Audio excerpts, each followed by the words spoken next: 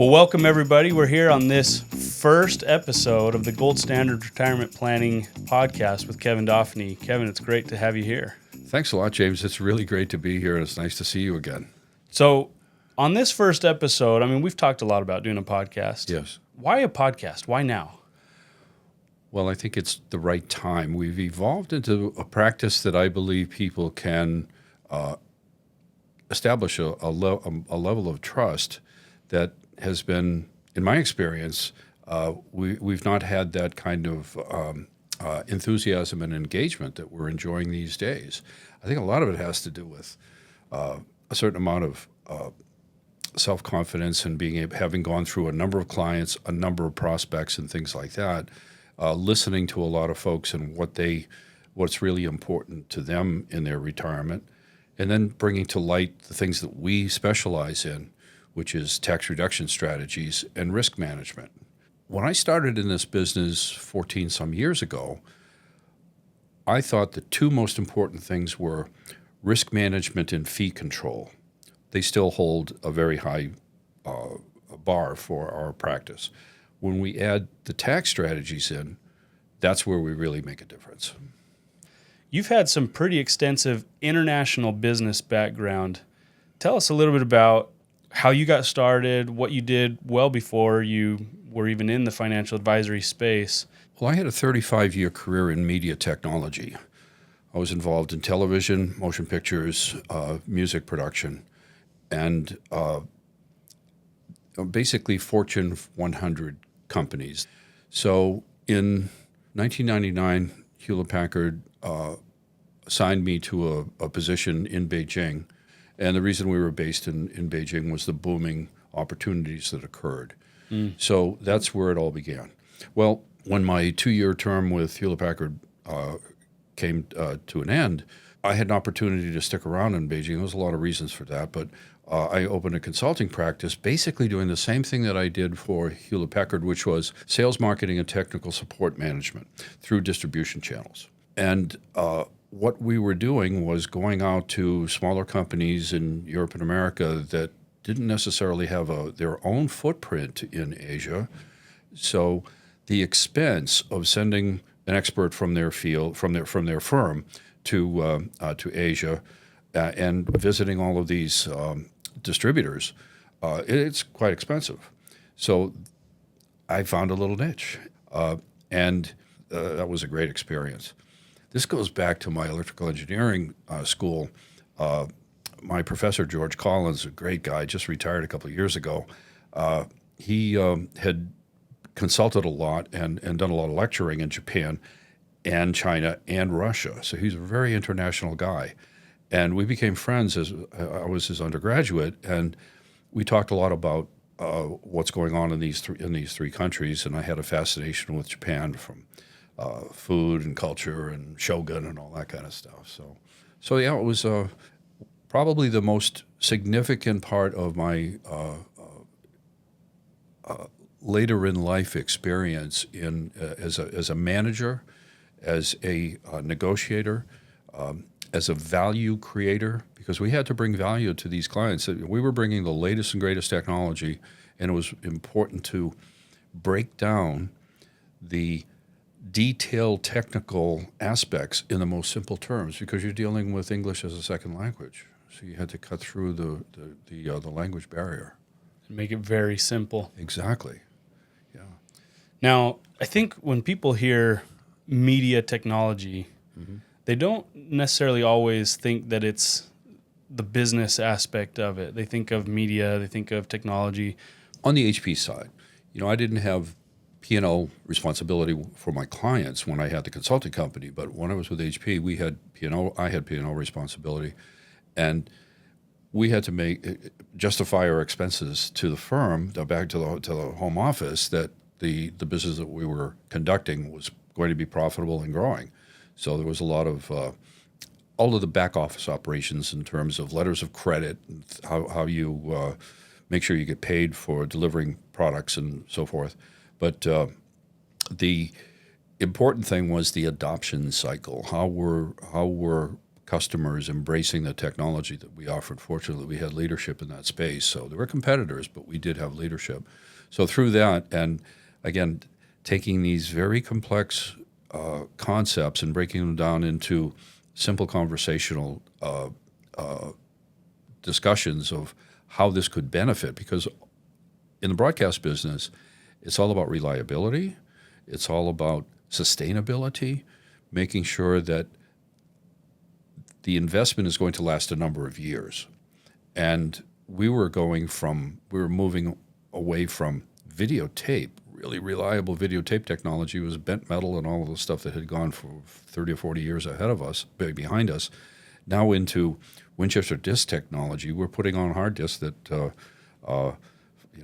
people were using in home computers. They were much larger and industrial grade, of course. But that was, and we've all experienced the blue screen of death on Windows. So, when you have a computer crash, what's that going to do to a TV show? So we had to engineer that in such a way that it would be very reliable. And because it's computer-based, particularly in China, there was a lot of intellectual property, let's say, appropriation. Mm-hmm. And that was something that concerned us as well. So we kind of looked at the entire landscape of, the cost-benefit. Prices were basically the same as they were in the States, but we had higher expenses to ship and install and things of that nature. So how could we make a profitable engagement with our customers in Greater Asia? Yeah. So you started this consulting firm, and you did that for a handful of years. You even got to work with the Olympics. Yes, I did. Yeah, Cathay Consultants was open for 9 years, and it was very coincidental that I left HP on June 30th of 2001. On July 13th, the International Olympic Committee awarded Beijing the Summer Games of 2008. And it occurred to me that this is something that I might find my way doing something in this Olympic arena on the technical side. I had worked for ABC Television in my early days as an engineer and participated in the work on Lake Placid, New York in 1980, Sarajevo, Yugoslavia, the former Yugoslavia in 1984, and then LA, the LA Games in 84, Sarajevo 84, LA in 84 as well. So I had the experience of what that's like. The scale is enormous, and it's just, there's so much preparation, and it lasts for basically 20 days, and it's done. So you build up this great event, and you have venues far and wide, and then you break it down and take all that stuff home. So I was contracted by Beijing Olympic Broadcasting in 2007 to help prepare, and I had my own little space. There was a lot of guys and gals that worked in that effort, mostly European actually. A lot of the folks had come from they had come over from the Athens Olympics. So a very experienced group of people, and one of the head of the Olympic engineering was a guy named Manolo Romero. I believe he's passed away. But I worked for him indirectly on a partnership with Manolo in 1984 in Los Angeles. So it was kind of, hey, how you doing? It's a familiar place. So, all of that experience. And it came down to business. You had to make sure that you weren't wasting the resources and so forth. And that kind of all brought back to the notion of what's the P&L statement that you're managing. I had my own P&L that I had to be responsible for in those efforts. What was the largest budget that you ever had to manage? The largest budget that I was ever responsible for was about $60 million, and it was in working for Sony at the time. I was vice president for the Northwest region that ran from Alaska to San Luis Obispo, because Los Angeles covered Southern California and Arizona, and then we went east to Utah, I believe, and then up through Montana and the Pacific Northwest. So it was interesting. We had 11% of all of the television stations and media companies in the country, and like 25 or 30% of the geographic location. So Wow. it was a large patch, but that was really a lot of fun. We had a staff of about 40 people in San Jose, California.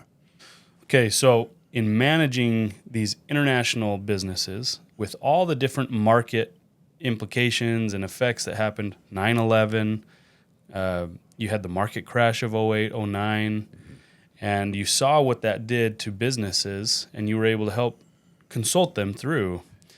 How does that relate to the average retiree? It all comes down to, the first premises were risk management and fee control. But leveraging those experiences that I had from having P&L responsibility for Fortune 100 company, those kinds of things were brought to bear in this thinking. So we kind of scoped down from a global to an individual kind of exploration. How to find the best solution for each individual client and client family. Yeah. I mean, you had been through a career. You could have essentially retired at the age that you started to become a financial advisor. Yeah.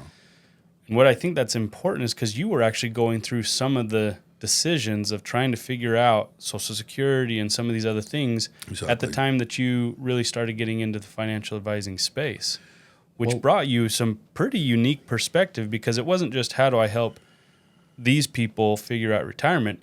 You also had to do it for yourself. That's right. When I moved back to the States, I really wasn't anticipating retirement necessarily. And the notion of Social Security was a couple of years down the road, and I really wasn't giving it much thought to optimization of Social Security planning. The notion of required distributions and so forth were kind of a distant event that was on the horizon. So when I started to looking into the complexities of what the average retiree with a certain amount of assets faces, there are a lot of landmines. There are a lot of ways to lose thousands of dollars. And I believe we're quite good at identifying what these potholes are and making sure we drive around those potholes. What were some of the biggest issues that you saw when you were kind of diving into that? Federal taxes are the greatest expense of any retiree or retiree family that have paid their mortgage and own their cars. So those are the outside of discretionary expenses for travel and family. So to run the household, just run the household, taxes are the most expensive for a family. So how do we manage to reduce that in whatever way we can? Well, the Roth conversion is probably the most important one. There's a number of different elements, but what we try to do is, especially in the transition from near retirement and early years of retirement, try to move tax-deferred funds into Roth accounts or move liquid assets into cash value life insurance. Why cash value life insurance? Because if you have a long enough runway, maybe 10 years or so in a life insurance policy, after 10 years, you've paid the front load on life insurance, and now you can appreciate the benefit of tax-free loans from the policy. Now, if you pay into a long-term care policy and you don't have a long-term care event, then those premiums disappear. But in a life insurance policy, they come back to you, to your beneficiaries after you pass, or they could provide support for long-term care expenses. Tons of potholes, tons of roadblocks that people don't realize are in their retirement plan. They just haven't realized them. Yeah, and the tax vehicles, we can look at a number of them. If we take required minimum distributions from tax-deferred accounts, and if they are low enough to be equal to or less than a standard deduction, well, that's a tax-free distribution because you've countermanded the ordinary income by the deduction. There are ways when this is really threading the needle, and it's for a very small sliver of the community, and it's certainly not for the high net worth community. But there's an opportunity for couples to get their Social Security tax-free as well. But that's that's complicated, and it's, as I said, a very small sliver. But this life insurance idea is very, very good. And then the Roth conversion is the most powerful and most convenient. And I had a client in yesterday that was talking about making the conversion in 1 year. He's a very wealthy gentleman, and just biting the bullet and paying the tax, because all of the experts, from David Walker to Ray Dalio to David McKnight, all of these experts will tell you whatever tax rate you're paying today in 2024, it's going to double in 2030. And that's no joke. So if you're taking out $150,000 from your required distribution, and you're going to pay, an effective tax rate of, say, 20%, so now you've got $120K. Well, what happens if it goes to 40? That's brutal. I mean, as an engineer, you're very analytical. And I love the name Gold Standard because Thank you. It sets a stage of at least an expectation. What makes you guys different, and what made you choose that name? Well, I have to tip my hat to my partner, Seth McCormick, because that's his brand. He came up with the idea. Being an engineer, you break things down to basic parts, what we call, so the boundary conditions of solving a problem. So what are they? When I talk with a prospect that comes into the office, we talk about 5 things: assets, liabilities, income, stage of life, and aspirations. So how much do you have? How much do you owe? What do you earn? It could be Social Security, it could be pension income, but what's coming in? And then we do all of our base planning to age 95.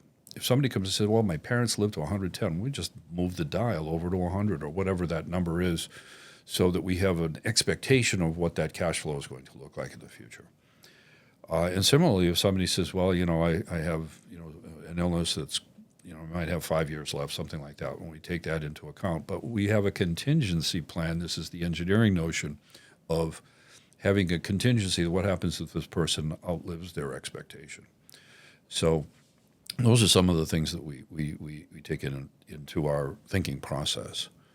You have to dig into the individual and truly create a customized plan for them. That's right. Well, I had to study a lot. I spent a lot of time in the woodshed, reading and studying and testing all of these different qualifications to get where I am. And what I found is an evolving philosophy of how to provide advice to clients. I started out as a devotee of John Bogle, who founded Vanguard and the first index mutual fund back in the 70s. And all of the readings that I had gone through in those days was index funds, index funds, index funds. Exchange-traded funds are preferred to mutual funds for a range of reasons. And backing that up with some insurance, typically annuities, to provide buffer, a risk buffer. Well, we still do the annuity risk buffer, but we've evolved, and I think our expertise has been displayed to prospects that we've attracted higher net worth clients, and that index solution is just not suitable for them. Now, if you're 40 years old and you've got 30 years before you reach retirement, put all your money into index ETFs, low-cost index ETFs, and just let it ride the market. 7 out of 10 years, the market's positive. So if you're 40 years old going to 70, that's a nice long runway. But when you're 70 years old, you're got maybe 25 more years to live, how do you manage that? We have adopted separately managed account concepts where the client actually holds individual securities that are managed by a portfolio manager.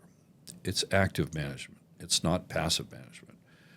And there's a fee that's associated with it. But the performance of those portfolios has been spectacular against the general market.